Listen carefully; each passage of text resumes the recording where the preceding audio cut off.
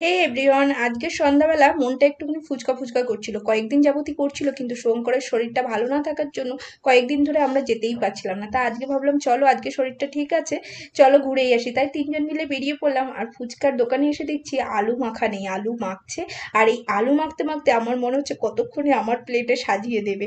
আর চলেও এসেছে, চলো টপ টপ করে পুড়ে নি মুখের ভেতরে, নাহলে আর সহ্য করা যাচ্ছে না একদম।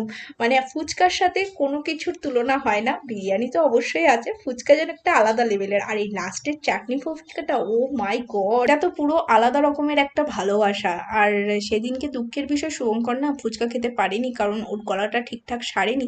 তারপরে ওর যেহেতু ফুচকা খেয়ে ঝাল লেগেছিল, তারপর আমরা চলে এলাম এই জিলিপির দোকানে, একটু জিলিপি কিনে জিলিপি খাবো, কারণ ওর প্রচন্ড পরিমাণে ঝাল লেগেছে। আর আমরা যেহেতু কোনো জলের বোতলও নিয়ে যাইনি, ওই জন্য চলে এলাম এই জিলিপিগুলো খেতে। আর দেখো অনেকটা রাতও হয়ে গেছে। চলো আজকের মতন টাটা।